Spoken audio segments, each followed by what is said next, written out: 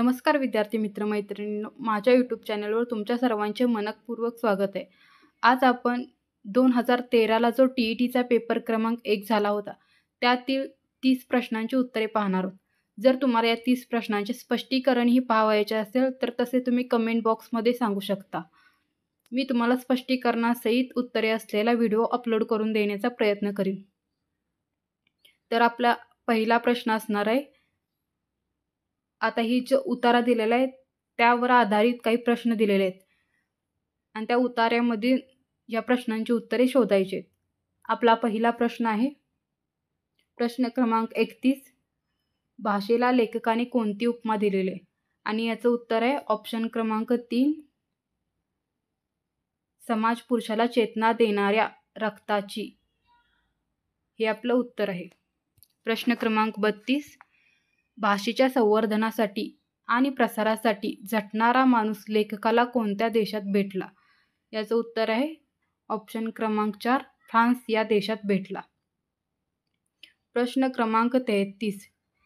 German पंडितांचं अन्य कोणत्या भाषेवर प्रेम आहे? आणि याचं उत्तर आहे ऑप्शन क्रमांक 2, संस्कृत या भाषेवर जर्मन पंडितांचं प्रेम आहे. प्रश्न क्रमांक 34. आपली भाषा इतरांनी शिकावी म्हणून जगभर प्रसार करणारा देश कोणता? आणि याचं उत्तर आहे ऑप्शन 1, जर्मनी. प्रश्न क्रमांक 35. महानायक संभाजी पानिपत या कादंबऱ्यांचे लेखन कोणी केले? आणि उत्तर आहे आपलं ऑप्शन 2, विश्वास पाटील यांनी महानायक संभाजी आणि पानिपत या कादंबऱ्यांचे काय केलेले आहे? लेखन केलेले आहे. प्रश्न क्रमांक 36. रोज कुठल्या तरी फॅक्टरीतला 5चा भोंगा वाजत असे या वाक्याचा काळ ओळखा. रोज कुठल्या तरी फॅक्टरीतला 5चा भोंगा वाजत असे या वाक्याचा काळ ओळखा. आणि याचं उत्तर आहे ऑप्शन क्रमांक 3, रीती भूतकाळ. प्रश्न 37. आपला आशीर्वाद असावा या वाक्याचा प्रकार कोणता? आणि उत्तर आहे ऑप्शन 4, विद्यार्थी. प्रश्न क्रमांक 38. विद्वान हा शब्द खालीलपैकी कोणत्या प्रकारचा आहे? आणि उत्तर आहे ऑप्शन 3, तत्सम प्रकारचा काय आहे? विद्वान हा शब्द आहे. प्रश्न क्रमांक 39. सहलीस जाताना कात्रज जवळ उजाडले या वाक्यातील प्रयोग ओळखा. आणि याचं उत्तर आहे ऑप्शन क्रमांक 1, भावकर्तरी. प्रश्न 40. म, स, ज, स, त, त, ग हे कोणत्या वृत्ताचे गण आहे? आणि याचं उत्तर आहे ऑप्शन क्रमांक 3, शार्दूल विक्रीडित. प्रश्न क्रमांक 41. पुढीलपैकी संधी विग्रहाच्या नियमानुसार गटात न बसणारा शब्द ओळखा. याचं उत्तर आहे ऑप्शन 2, दुर्जन. प्रश्न क्रमांक 42. नागनाथ कोत्तापल्ले यांच्या पुढीलपैकी कोणत्या साहित्यकृतीला राज्य शासनाचा पुरस्कार प्राप्त झाला आहे? आणि याचं उत्तर आहे ऑप्शन क्रमांक 1, मुडस.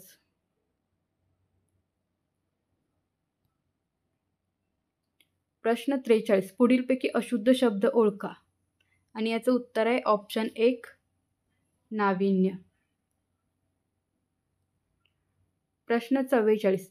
जयंत ताडणी मध्येच विचारले कोण होते या वाक्यात किती विरामचिन्हे आहेत? आणि याचं उत्तर आहे ऑप्शन 3, 3 विरामचिन्हे या वाक्यामध्ये आहेत. प्रश्न 45. पुढील शब्दाचा समानार्थी शब्द ओळखा. अश्व या शब्दाचा समानार्थी शब्द काय? ऑप्शन 4, शाखामृग. आता आपल्याला इथे एक कविता दिलेली आहे आणि त्या कवितेवर आधारित काही प्रश्न दिलेले आहेत. त्यांची उत्तरे आपल्याला या कवितेमधून शोधायचे. आपला पुढचा प्रश्न आहे प्रश्न क्रमांक 46.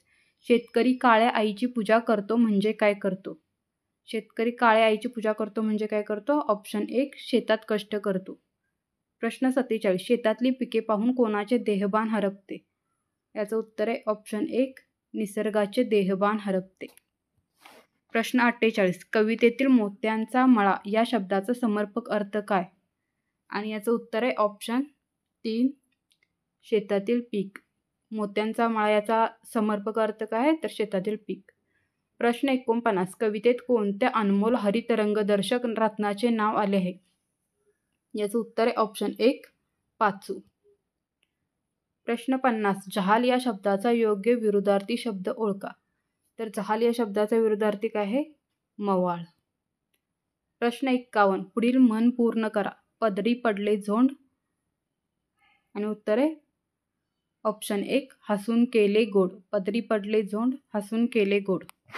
प्रश्न 52. ज्या सामासिक शब्दात दोन्ही पदे महत्त्वाची नसून त्यातून तिसऱ्याच पदाचा बोध होतो असा समास कोणता? अशा समासाला काय म्हणतात की ज्यातून दोन्ही पदांचा न बोध होता तिसऱ्याच पदाचा होतो, तर त्याला ऑप्शन क्रमांक 2 बहुव्रीही असं म्हणतात.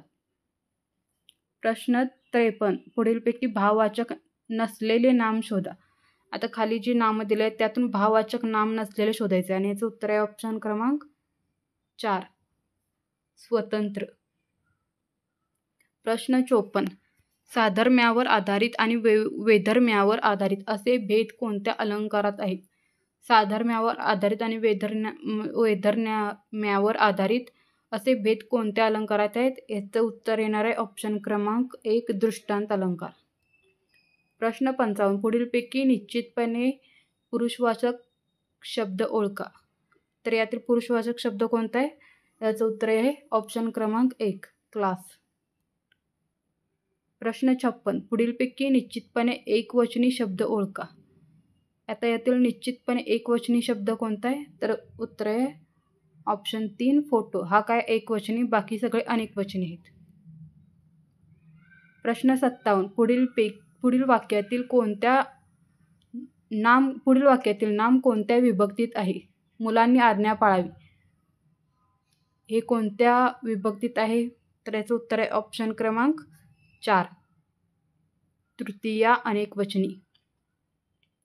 प्रश्न 58. नोकरीसाठी केलेला अर्ज हा कोणत्या पत्रक लेखनाचा प्रकार आहे? तर हा नोकरीसाठी केलेला अर्ज हा कशात येणार? व्यावसायिक पत्र. प्रश्न 59. पुढीलपैकी कठोर व्यंजन कोणते? आणि याचं उत्तर आहे ऑप्शन क्रमांक ए च काय आहे? कठोर व्यंजन आहे. प्रश्न क्रमांक 60. हा आपला शेवटचा प्रश्न आहे. पुढील वाक्यात किती नामांमध्ये सामान्य रूपामध्ये बदल झाला आहे? वाक्य आहे शिक्षकांनी मुलांना शाबासकी दिली. आणि याचं उत्तर आहे ऑप्शन क्रमांक 2. 2 वाक्यात काय झालेलं आहे? बदल झालेला आहे सामान्य रूपामुळे.